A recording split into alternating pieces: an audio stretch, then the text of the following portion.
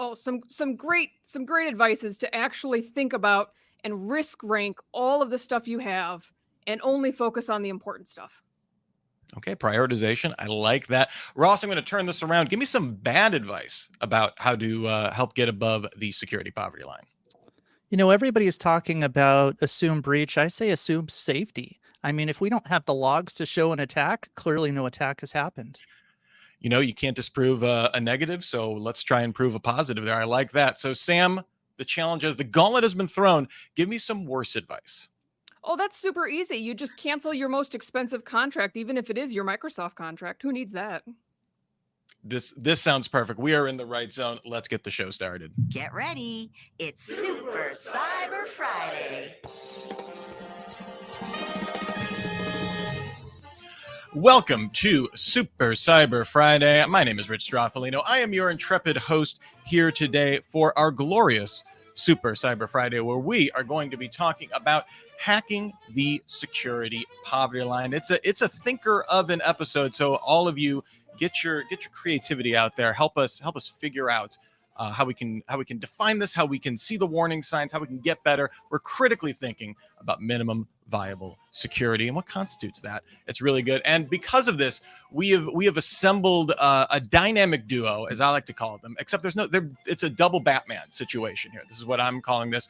We have Sam Jocks, the VP of Clinical Engineering over at McLaren Healthcare, and Ross Young of CISO Tradecraft joining us.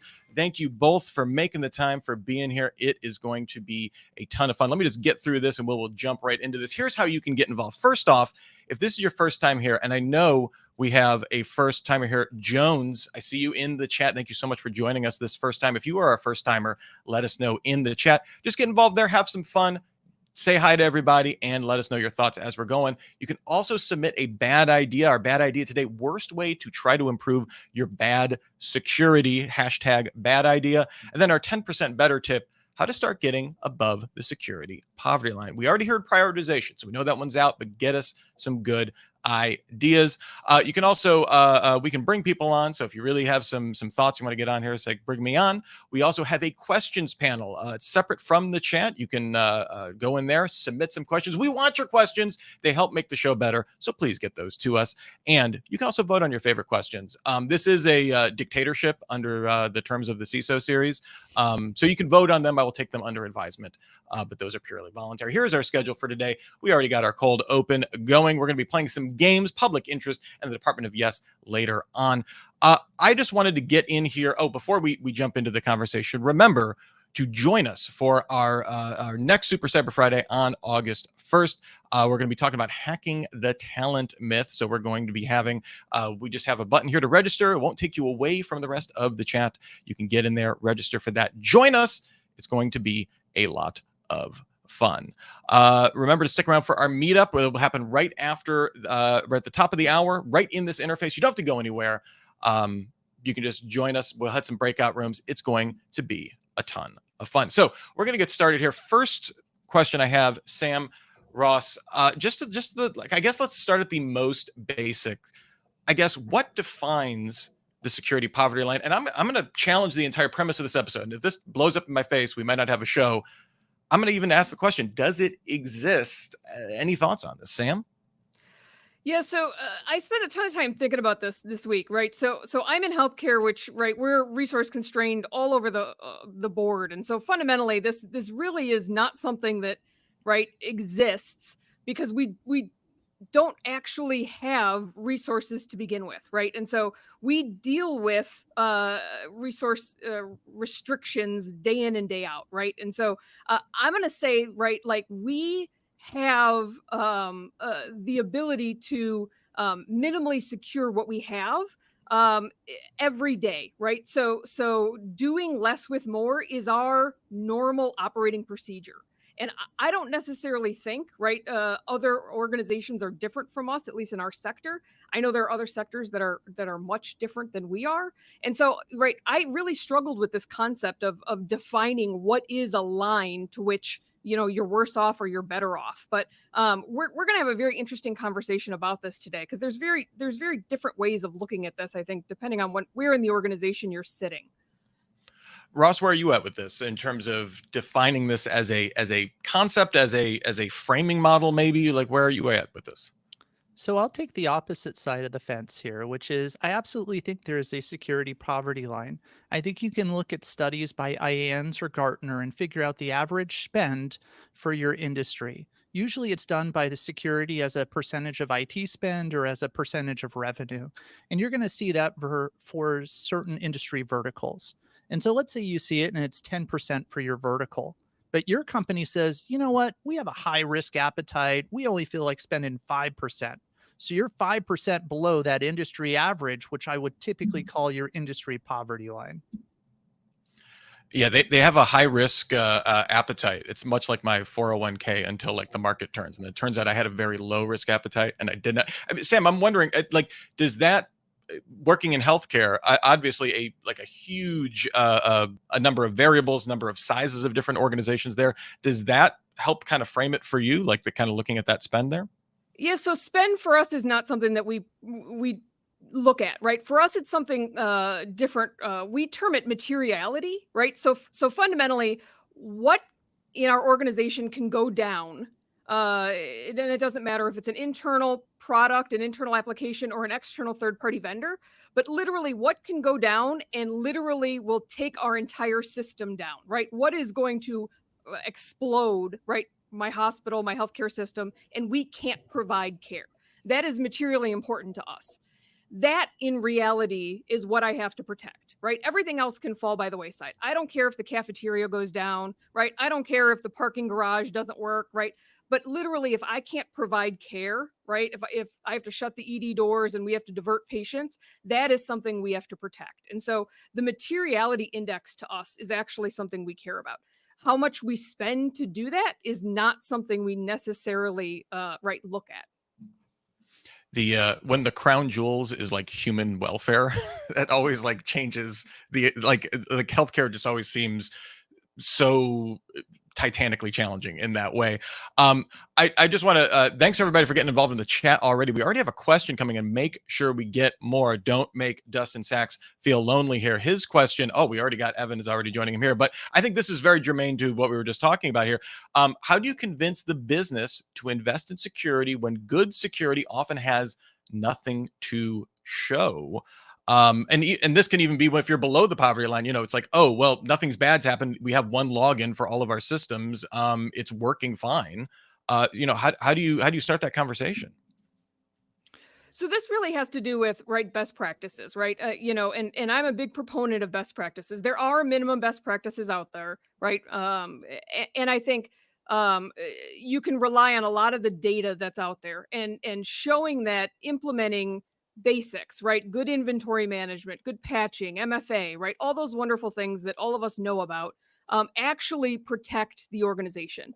You have to, as a CISO or as a security person, understand how that impacts the business, right? And so you can't talk in technical terms. I hate to tell you guys. I realize we all come from technical backgrounds. You can't interface your technical speak into the business. You have to frame it in their business justification. And so fundamentally, you have to flip the script and show them how you're protecting their business, right? And so I'll use my materiality example, right? So I will go to my chief nursing officer and say, right, I don't particularly care about MFA, right? I understand you don't like hitting the button, you don't like having to double log into whatever it is. But here's what's going to happen if we don't do that. Okay? We are going to shut the ED down. We are going to divert patients. We're going to send all of our patients off to the competitor hospital. We're going to lose all our money and our doors are going to close. Period. The end. We're no longer going to exist. You really flip the script on why you need to do what you need to do, right? If you can put it in business terms, you can put it in monetary terms, you can put it in their terms so that you then buy in, they then buy into why you're doing what they need to do. You just have to talk their language. And it's hard sometimes because we're not business people, we're techie people, but you've got to figure out, right, how to change the conversation. Ross, does that, what kind of challenge is that when you're already resource constrained, right? Like I'm thinking of this in terms of like, you're already, if you're below the poverty line, for however we want to define it, you're probably not seen as a priority, maybe in the organization, or they're more risk tolerant or something like that. Like, how do you start that conversation when they're thinking they're making this as a conscious decision? So I think you have to always sell cybersecurity unless as a revenue reduction play, right? Or revenue protection play. Okay. Uh, and what I mean by that is if we are reducing the revenue to the company, that's a horrible idea. But if we are protecting the revenue to the company, that's a great idea.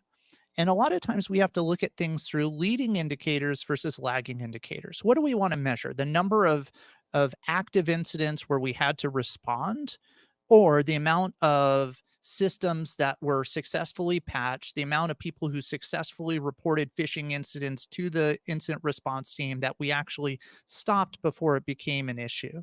So I think those focuses of leading indicators over lagging indicators is key. And always, always, always focus on cybersecurity is in the business of revenue protection, not revenue reduction. And Dwayne Grand jumped in here. Almost every proposal can be described in terms of risk avoidance or in terms of opportunity, and people listen more to the opportunity than risk avoidance. I think, yeah, Dwayne, great, fantastic point on that. Thank you so much. We got several questions in here that we're all going to be getting into.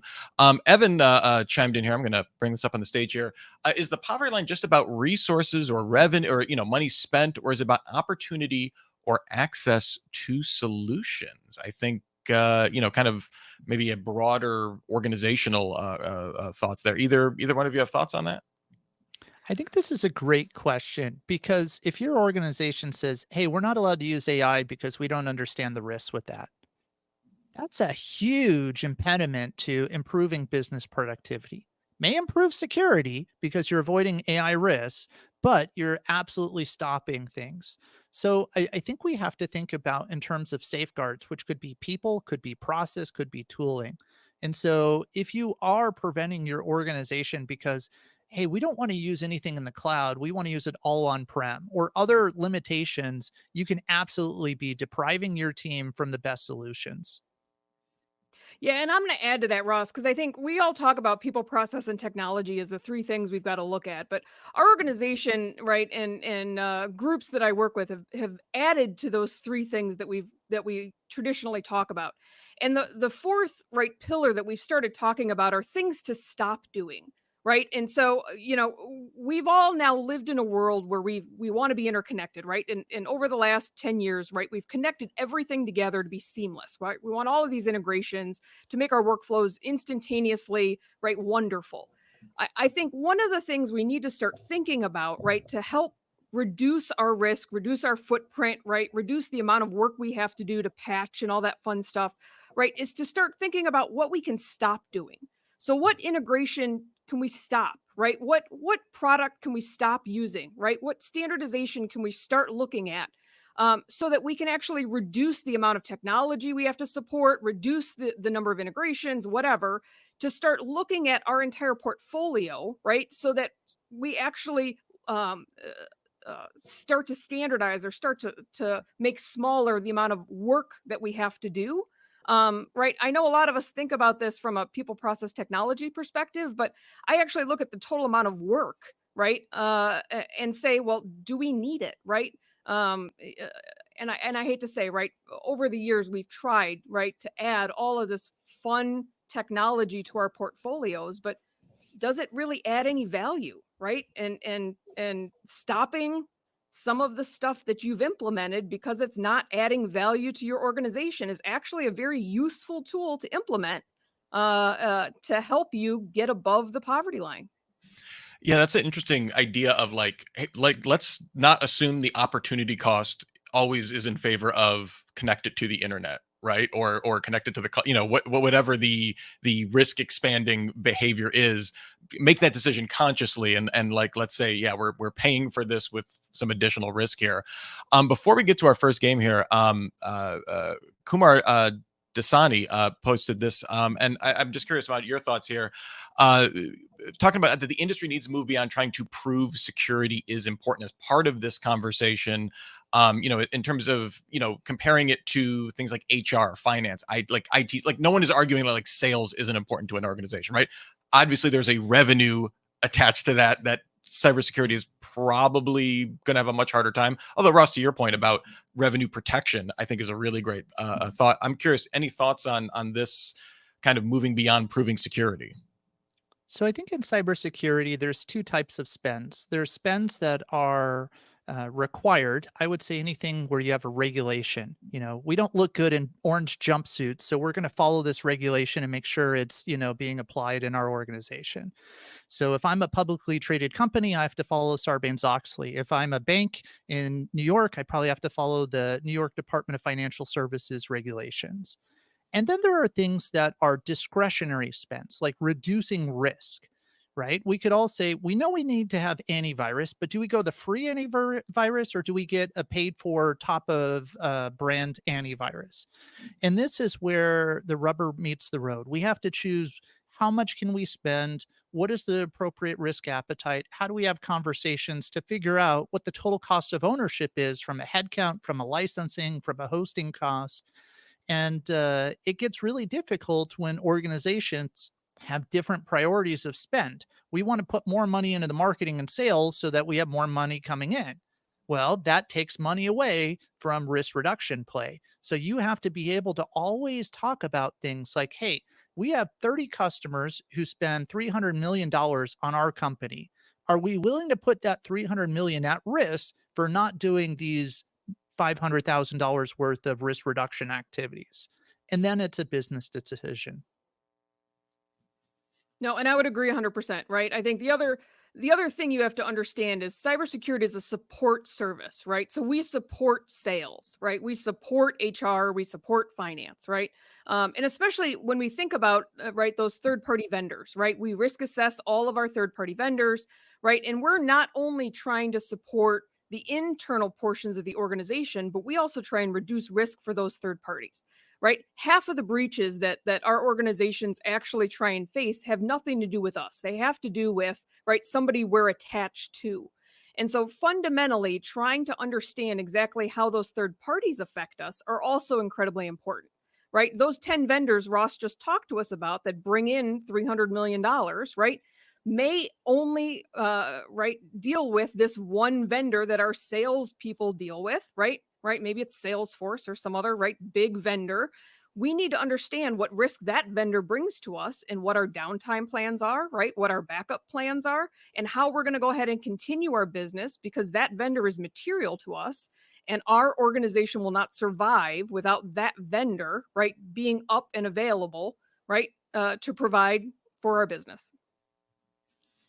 All right, before we continue on with the conversation, it's time for our first game. Do you know what others are thinking?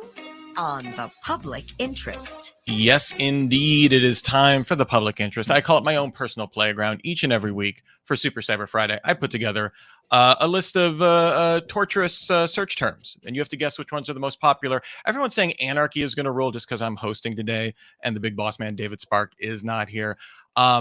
As a, agrarian anarchist, myself, Bakuninist in the best tradition, I take that as a compliment. Please leave all talk of pink thongs, though, to the chat, please. We will not be addressing those during the course of the rest of the show.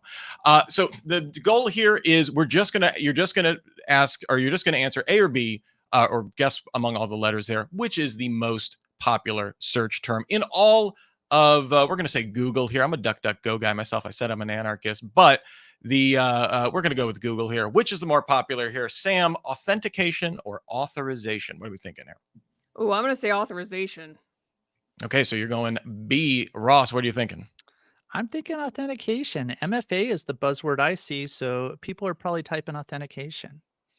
Okay, just a quick look at the chat. It seems A is the more popular. We will see which does indeed prevail. Someone will be perfect. Oh, and it is authorization. Sam with the early lead.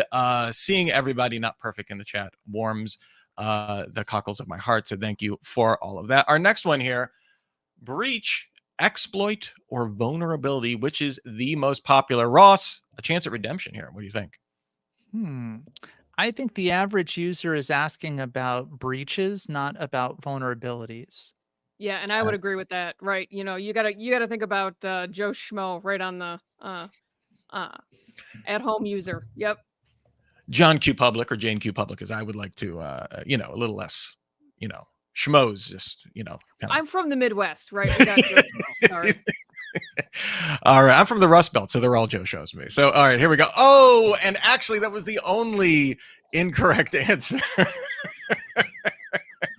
It turns out breach, exploit, and vulnerability, very popular. I don't know Wow. why, but them's is the breaks. I promise I'm not subliminally trying to project Ross is answers. going 0 for 2 here. Wow. Thanks for It's okay. calling me out. I appreciate that. We can clean up on the back nine. It's fine. It's fine here. All right, we have two more questions here. All right, this one should be a cinch, right? Backups, encryption, patches. I'm gonna go patches, but Ross, we got to give this one to you because you got to get one here. I'm thinking it's patches on this one as well, right? All right, we're doubling up on patches here. All right, let's see here. Backup and encryption. Don't feel too bad here. Okay. And it is indeed patches. All right. So 2 for Sam, 1 for Ross. It could be a tie. It could be a runaway win. Let's see what happens here. How's everybody in the chat doing? Do we have anybody perfect so far? I would love to know. Evan, you were 2 for 2. Are you 3 for 3 now? You got to let me know. All right. Our last question here. All right. I try and escalate these in terms of difficulty here. So hardening, logging, monitoring, segmentation. What are we thinking here? I'm I going to have go no. with logging. I'm gonna go with monitoring. Ooh, Ooh. okay. Logging, monitoring. No one wants to go for segmentation. And I don't know why you would Google that unless you're a network engineer, but there we have it. Exactly. Right. Or you read So the latest HIPAA guidance, right? Like which was in there 900 times. So so if HIPAA guidance is influencing anything, we will see here. Oh, and it is monitoring. Sam, 3. Ross, though, a valiant effort. These are always tough. Anytime I have played these games, that when David puts them together, I've done abysmally. So Ross, you're hitting the Mendoza line. I feel like you're doing okay here. A fantastic time. Thank you both for playing. Moving that to the backstage here. All right, we had a couple more questions, so I'm gonna reboot the conversation. Did anybody go 4 for 4 actually before we go on here? I saw some 0 for there's got to 4, be some somebody. Come on now. 3 for. I don't know. I take pride in that. It's difficult to go perfect here, but if you did, I'm proud of everybody. Let me just say that I'm proud of everybody for trying. All right. Let's see what we have here. Here's Randall Hedinger had a question here. How do we help security teams do more with less when attackers are specifically targeting the visibility gaps that budget constraints force us to accept? Kind of hitting, we've seen a number of attacks kind of targeting business logic as much as social engineering or anything else like that. So, I think it's a great question. Any thoughts? So again, I go back to the materiality question, right? So fundamentally, you should be focusing your security on items that are most important to your business, right? And if you protect the assets and the products that are most important to your business, right, you're really hitting those gaps, right? And everything else that's I don't want to call it immaterial because there's nothing immaterial, but less important, right? I think that's really what you can do to at least assure that your organization is best protected with the least amount of resources that you have. I think a big piece here for me is really about how do we reduce our blast surface or attack surface, if you will. Think of Mhm. it this way. If I have a Chromebook and the only thing installed on the Chromebook is Google Chrome, that's a lot harder to break into than a Windows laptop with 20 different applications that gets patched in a very weird way. And it's not just that, it goes into every different piece of software that we build. If I build a Java application, I have to patch the OS, I have to patch the middleware, I have to patch the Java language. There's so many chances for it to go bad versus if I just get something serverless and a lot of that is abstracted for me. So look for ways to reduce your blast radius as a way to really simplify how much attack surface you really have. So Earlier this week, I put out a call on LinkedIn asking for people what are their warning signs, right? When you're approaching this, securities is not getting it done. We're hitting that poverty line level, or maybe even rising above. What's the sign you're maybe coming above it or sinking below it? We had a couple of good suggestions. I'm going to come to Sam and Ross. I'm going to come to you as well, just to get your thoughts on these. Mike Wilkes had probably this just made me smile. He said application and security logging has been turned off in order to consume less storage. I mean, come on, storage is almost free these days. I'm curious, when you're making those kind of very fundamental decisions based on what should be fairly trivial costs, have either of you seen that in practice, or would you consider that a warning sign? I'm curious. Ross? I think it is a little bit of a warning sign. I'll give you some pros and cons just to maybe weigh different signs. If I have all the logs, then my data, which searches all of the logs in a database, is probably really, really slow. So I think there's a valid case for saying maybe I don't need all the logs. I only need the logs I'm going to act on. And so I think there's just to point it that way.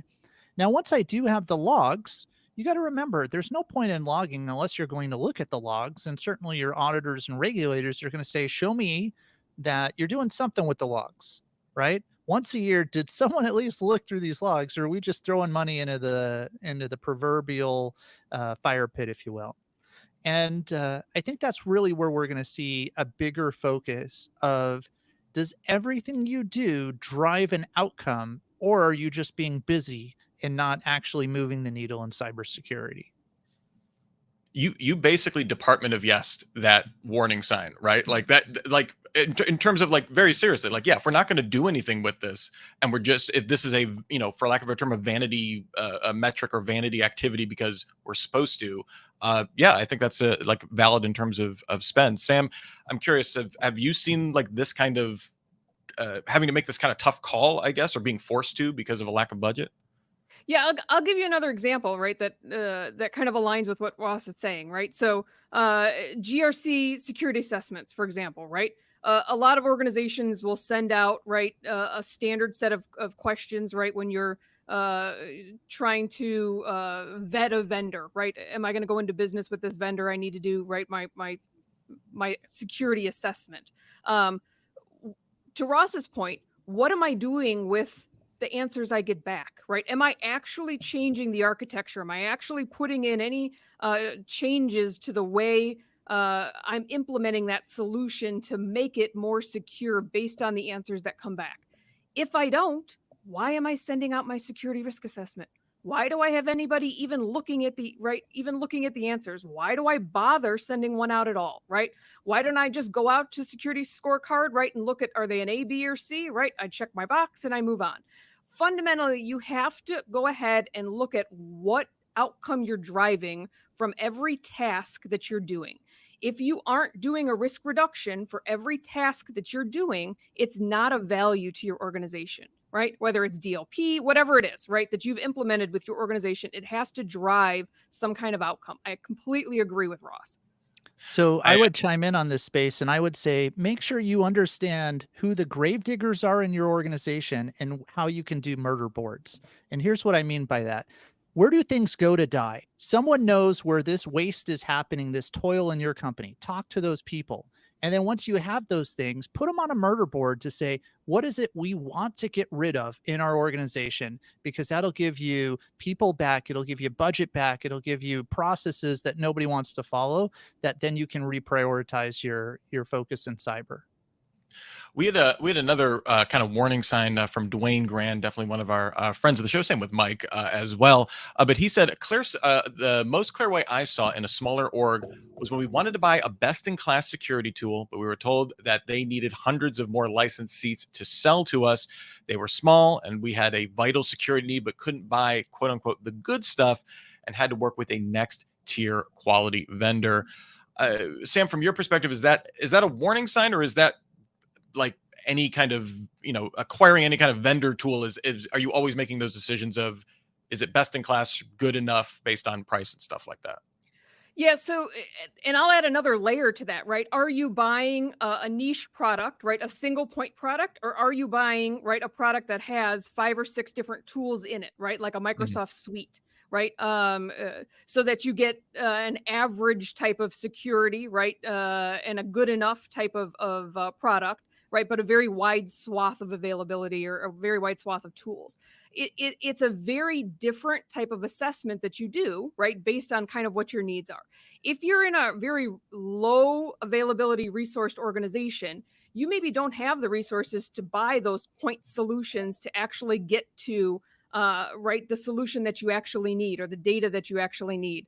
And so you're stuck with right solutions that maybe don't give you 100% of exactly what you need. And so you have to make do with what you can either afford or a free tool or maybe no tool at all, right? You're doing it in spreadsheets or something. It can get difficult, right? To do those trade-offs and to make that kind of decision. I will tell you, there are tools out there, there are organizations out there that will work with you in some instances. And then there's organizations that will just write you off, right? You are too small, right? You are too under resourced, right? You're not important enough or big enough, right, for us to kind of work with you. So security is a little bit weird, right, depending on what area you're in, what sector you're in. And I hate to say it kind of depends a little bit as to where you are, but yeah, that happens. It definitely happens. Well, and to that point, I could see for a more mature security program, right? Oh, this is on our security roadmap, right? We're going to start with the spreadsheet because we can't afford the enterprise grade tool, and then when either we hit a certain amount of, our budget hits a certain point, or we'll then move on to good tool A or something good, good enough tool, and then on to best tool and stuff like that. But I also imagine for an understaffed or an under-resourced security program, as a leader, you either don't have the time to do that, or you don't have the organizational buy-in to be able to say, like, I don't even know if I can commit to the, to knowing what my budget's going to be in a couple of years to kind of roadmap that. Is that the case with these kind of decisions too? So I think there's maybe a flip side we should be thinking about, which is take the MITRE ATT&CK evaluation. Every year, they will go and compare numerous EDR and antivirus vendors in the space. And what I'm always surprised is they'll say something like, "We analyzed, these 300 attack techniques of this bad actor," and how close the results are between all the vendors, right? So some vendor may have, 250 answers and some has 252. And you're like, wow, that's really, really close. And so then when we actually go and see the pricing, maybe one vendor is like 2 times the cost of the other vendor. And if that marginal difference is really, really small, I probably don't need the brand name. And a lot of times these companies are willing to actually do lower prices just so they can get their foot in the door. And a smart CISO will say, maybe I'm going to take advantage of this. And I'm also going to put something in the contract that says you can only do price increases of 3% per year. And now you have something that comes in at a very low price, gives you very, very effective EDR antivirus solutions, and allows you to play that game of putting your money on other things that you need with your limited resources. I like that. Interesting. We're getting actionable tips here. This is awesome. Sam, didn't mean to cut you I off was there. gonna. I would love to hear Ross's input on a insourcing versus an outsourcing kind of model. Right? Do you have recommendations on insourcing versus outsourcing?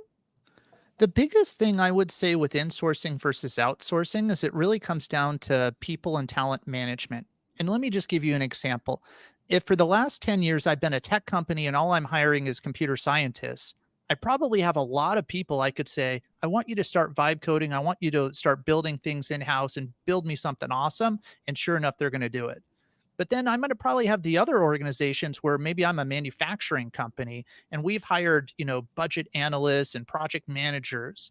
And now if I say, hey, I want you to go start vibe coding and build me something, that's a very different ask with the people that you have in that talent base. Not to say that certain people can't redefine themselves and learn, but it's not natural to that culture. And you're going to have to spend another 5 years of hiring the right people through your internship programs to build up that talent. So before I would say which one is right or wrong, I would say look at the population of your company. And then second, always look at the total cost of ownership. It may be cheaper to do something on a labor cost, but it may actually be much more difficult on the licensing cost. So always look at the total cost of those things and putting them together. All right, we're getting lots of good stuff. We want more of your good stuff, dear audience. Let us know in the chat. Let us get some more bad ideas, and we need some more questions too. We had a flurry of them to start out, and we've kind of cooled off. Let's get some more questions in here. We're getting a lot of good advice. I'm sure there are more questions out here, like this one from Aman Sood, one of our regulars here. Thank you, Aman, for always showing up. Really appreciate it. What are your favorite metrics to showcase the value of security to secure additional investment, increase budget, or at least just have a conversation with the business? I'm extending on Aman a little bit there, but any thoughts on metrics, or is that maybe the wrong? Is that the wrong focus, or do we need to start with those? So for me, I always like to look at last year's biggest attacks because I think most of the time it's pretty similar. So what is it I like to do? I like to open up the Verizon data breach report and say, what are the biggest attacks that happened in 2024? If you did that, you'd figure out that, hey, people are having credential abuse attacks. People are having vulnerable websites where somebody's scanning for a known CVE and breaking in, or phishing.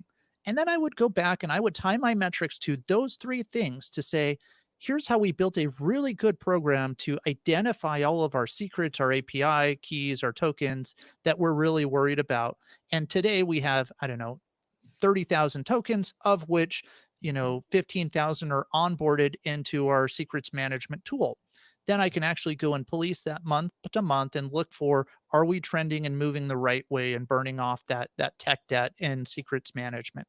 So always start off with risks that are material in nature by looking at what are last year's threats that we're just seeing that we know what's going to be a big thing for the following year.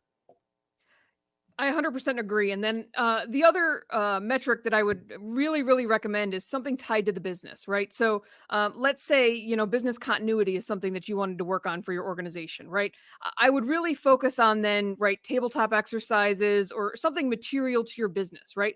What kind of plan did you work on with whatever department that you really want to go ahead and build a relationship with, right? If you're struggling to go ahead and try and build that business relationship or get visibility, right, for your organization with the larger business so that you're not struggling, right, trying to garner, right, funding and all this stuff that we've been talking about, really going out into the business and showcasing some of that value by driving right tabletop exercises or business continuity discussions. Those are good KPIs to say, well, how many of these conversations have I had? How many tabletops have we done, right? How many improvements have we built so that our business, not just my organization, but the rest of the entire organization is now more resilient. Yeah, a great example of that is saying, okay, if we were to look in our last year's SEC statements for a publicly traded company, where did most of the money come in from? Okay, we can figure out the lines of revenue. What systems power those business generating revenue activities? And then once we have a list of 5 or 10 IT systems doing the pen test, doing all of the things to find the vulnerabilities and showing those numbers and saying, if we really care about making sure 80% of our revenue is protected, here's the things we have to fix on those critical systems.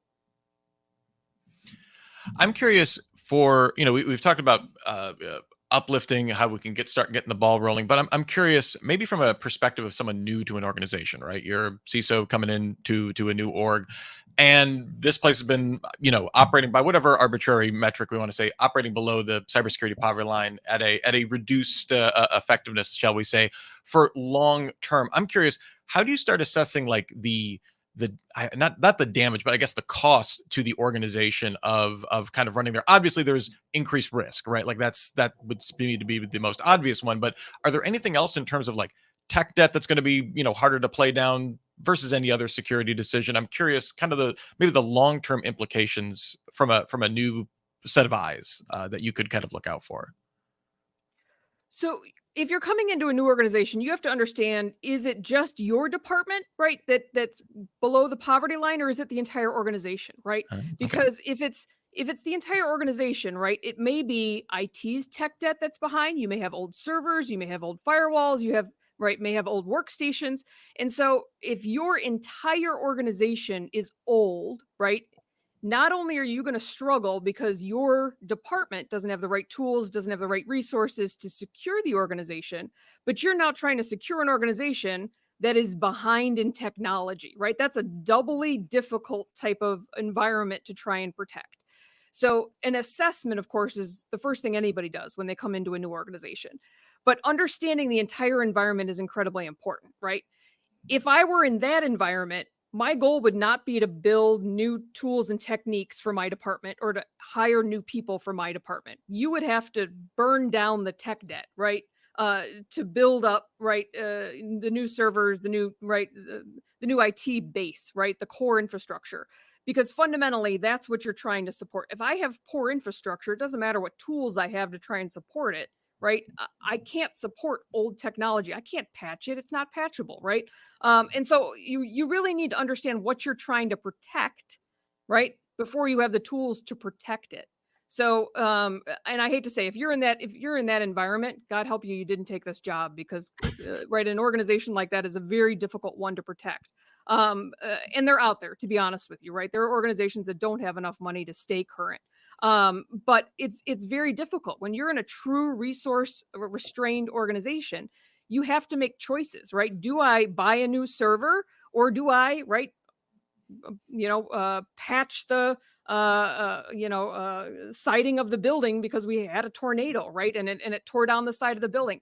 There are places that have to make those tough decisions, and it's very difficult, right, sometimes to do that. And so an assessment obviously is the place that you need to start, but sometimes you got to give up your money to make the overall organization better. Yeah, risk of water damage as a homeowner is my primary risk I'm trying to avoid. We had a great question coming in here from Darius, who has been one of our recently become a regular, I want to say, on Super Cyber Friday. So Darius, I've been seeing you. I appreciate you coming in here each and every week. Their question is: are free trials of a specific cybersecurity solution detrimental to small organizations? How can one promote their free trials while at the same time respecting the company's budgets? I'm curious. Thoughts on on free trials for a small org. Ross, any thoughts? I personally hate proof of concepts and free trials. I'll give you a different way I think contracts ought to go forward. And I think anybody who's on the sales side will appreciate this.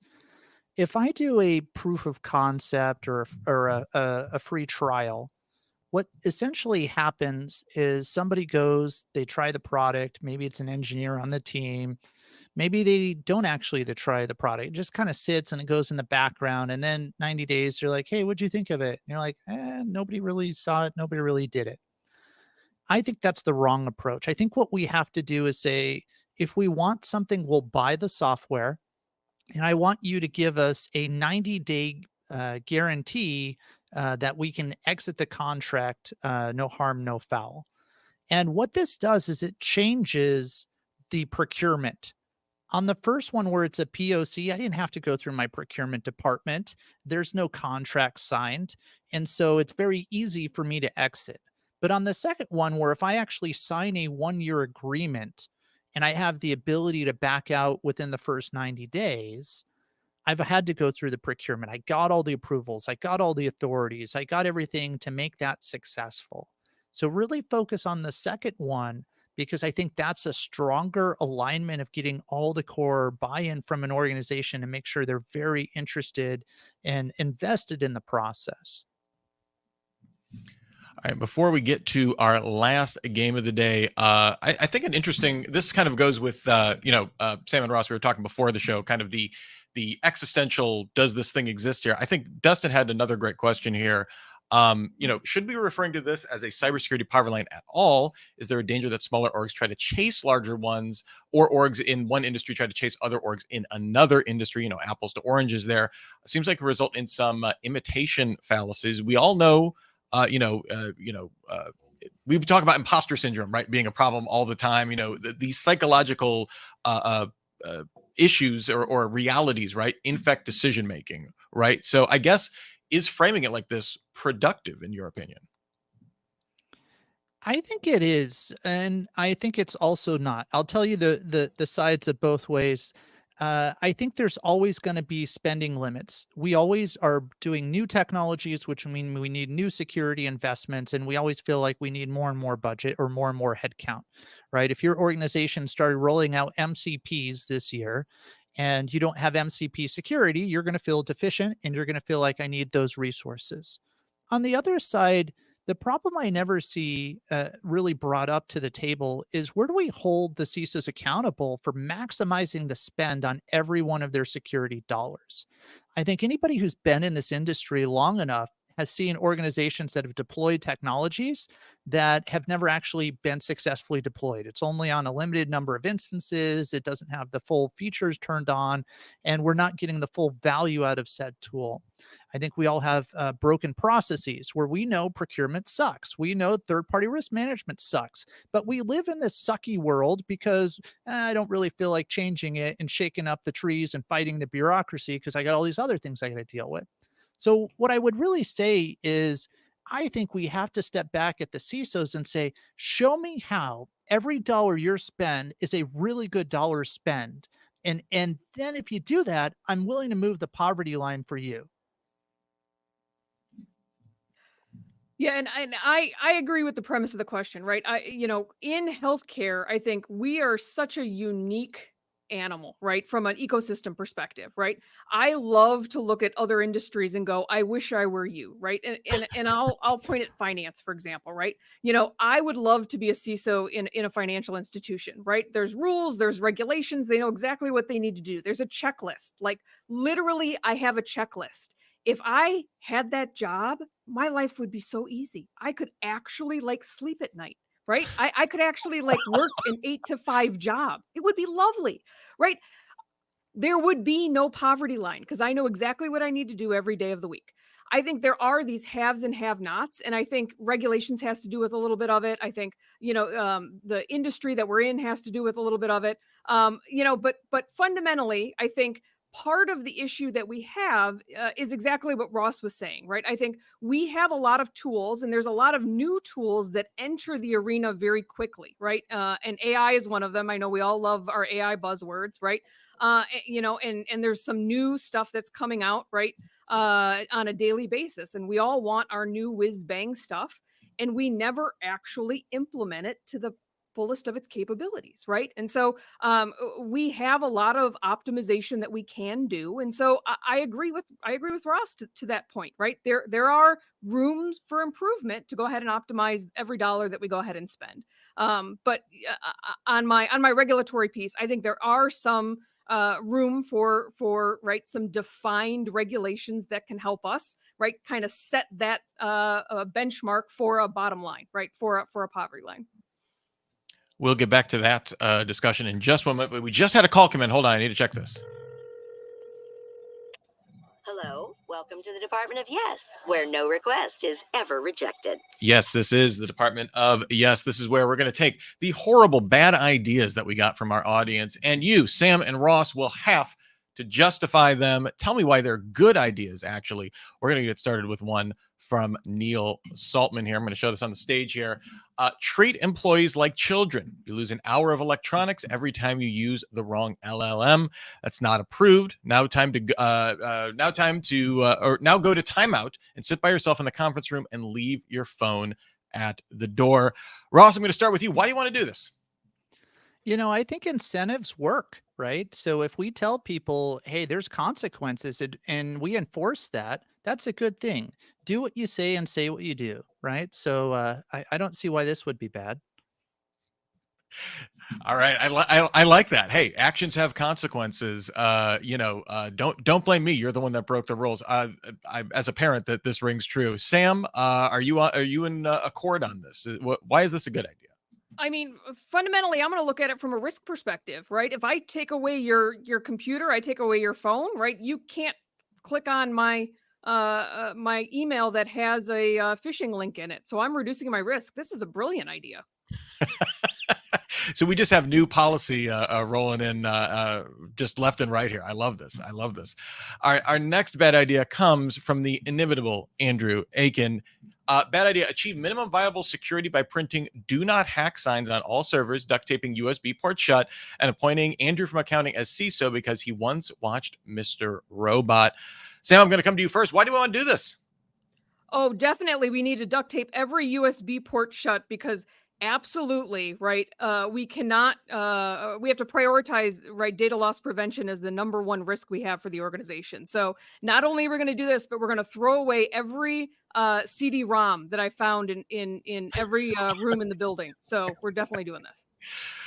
How are we going to get all of our AOL minutes, Sam? It's we need to keep those for someday. Ross, what are we thinking here? Why do we want to do this? The first part of good security is making it visible, right? Here we're increasing the visibility, increasing the security awareness. And the types of people who go home and focus on cybersecurity, whether it's watching Mr. Robot or setting up a hacking lab, those are the kind of people who really are stepping it up. And I think they have some leadership opportunities. So you're saying use Netflix watch histories to find your security champions is your argument? I'm going to be honest. Both of you, no blinked, just were like, I'm ready for this. Those were amazing. Like you've taught me. I will say I once attended. It was like a Dell EMC presentation. They were talking about like new servers, and I just remember one of the experts they had on asked how the USB ports reacted to epoxy, and like the Dell guy was just like, and he was an old security pro, and he was just like, nope, I'm not having any USB ports that anyone. And I was like, that is the most amazing. So well done, both of you. You are both winners of that game in my heart and in reality as well. Sam, you mentioned something that I want to get back to before we got about 9 more minutes left in the show. So this has just been flying by. We're having a great time with this conversation. Going back to that compliance component to that's something we haven't really touched on here. Having that checkbox for it, like, can we use that to kind of build the bridge, right? Is that a mechanism we can throw out to the business to say, hey, not only are we, this isn't a cost center, we could get hit with fines if we're not, compliant. We can't do business, right? We can't get contracts if we're not, we don't have a SOC 2 or something like that. Like what is the role, I guess, of compliance in trying to get better when it comes to minimum viable security, the poverty line, what have you? No, I think there's again, security is a support service in the organization. And so not only do we support the business for doing their business functions, but we support compliance, right? So you have to understand what role you have to support that compliance. And a lot of the time, I hate to say it, is a lot of check boxes, right? Have we done A? Have we done B? Have we done C? Right? In order to facilitate the business, right, to keep its doors open.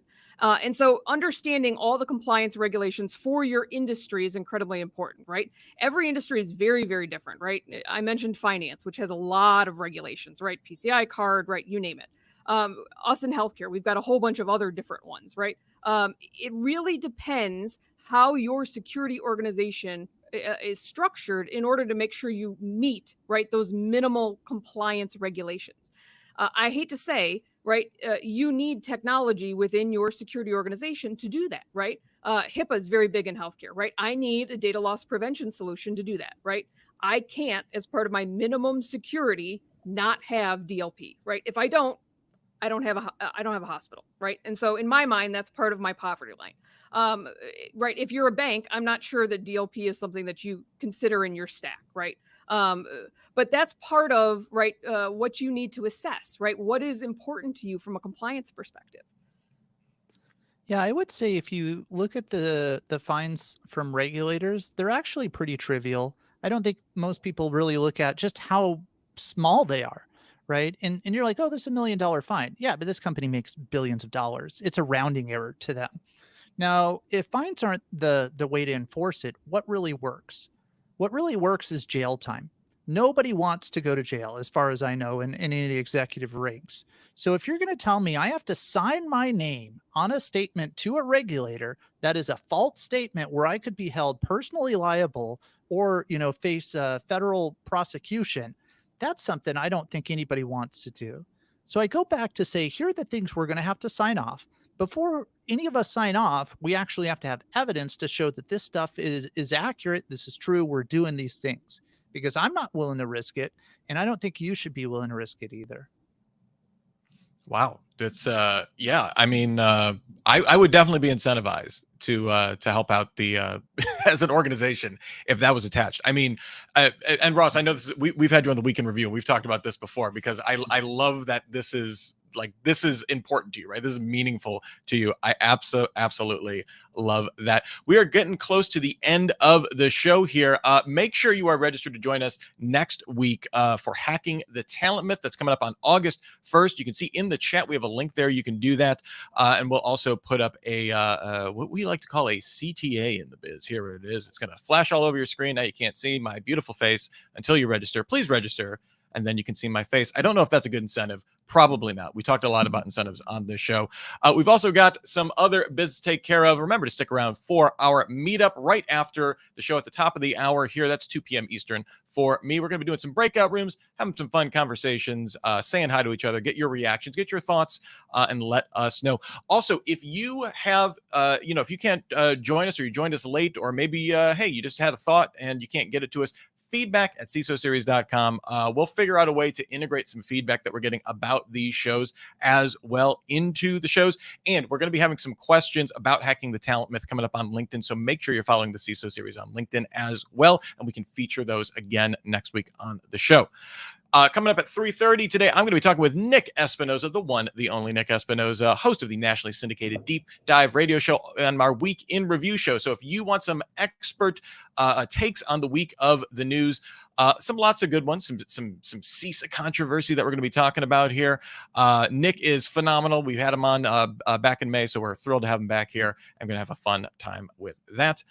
You can find that on our YouTube channel at CISO Series, the CISO Series YouTube channel, or the events page at CISOseries.com. And remember, stick around for our meetups. We've got just a few minutes here, so we'll make the most of this. I'm going to ask the classic question here. We covered a lot of ground. Obviously, this is a huge topic here. Ross, from your perspective, what's one important thing about this whole security poverty line discussion that we haven't brought up yet? I think everybody likes to say, hey, this is a big issue. I think the biggest problem is saying, how do I do more with the budget that I have today versus fighting a poverty line that I may not be able to change? Look to see how every dollar is spent. Use things like murder boards. Talk to the people who are on the ground line to say, how do I just make this 1% better? And Sam, from you, what haven't we talked enough about today? I think Dwayne actually made an interesting comment in the chat around. We haven't talked a lot about the pressure a lot of the CISOs are under, right? Related to the interplay between the CEO and the CISO, right? And I think there is a lot of interesting pressure that they're getting from boards, especially nowadays, right? And some of the I hate to say, some of the legal trouble that they could get into related to, especially if you're a for-profit kind of organization, and that puts a lot of undue pressure on the CISO and some of the decisions that they make.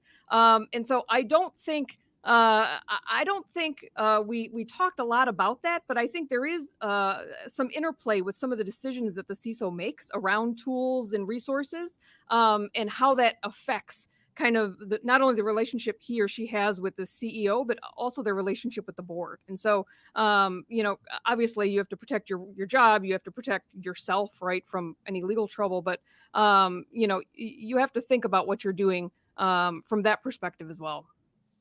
Yeah, I can imagine it'd be very easy to come across as the Cassandra, right? Of just constantly wailing, gnashing teeth. I'm mixing up biblical and mythological references. I do apologize for that, but like the idea, you want to have a relationship, right? Not just constantly be the squeaky wheel and saying how bad everything is, right? Because no one wants, like, just on a personal psychological level, like no one wants to deal with that.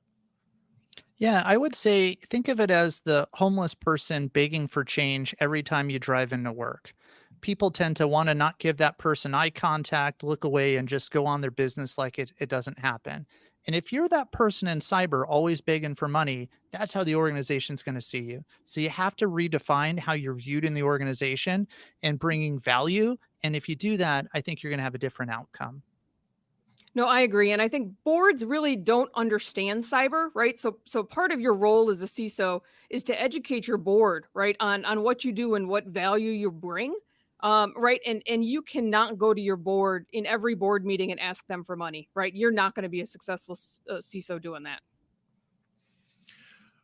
Well, Sam Jocks, Ross Young, thank you so much for being here, for having an awesome time. Oh, for making my time here awesome on Super Cyber Friday. I think everybody's having fun with the conversation. Some really awesome salient points. We're going to be shutting down this main conversation, but we're going to be doing our breakout rooms. Don't go anywhere. If you are joining us live in the chat, we want to start doing these breakout rooms. So I'm going to yell at our producer, Andrew, now. And I'm going to say, let's get the breakout room started. Let's have some conversations. Let's have some fun, chit chat with the audience. And with each other, and learn what resonated with you today. So thanks everybody who showed up, who was joining, who was getting in on the chat, submitting questions. Really appreciate it. This was an awesome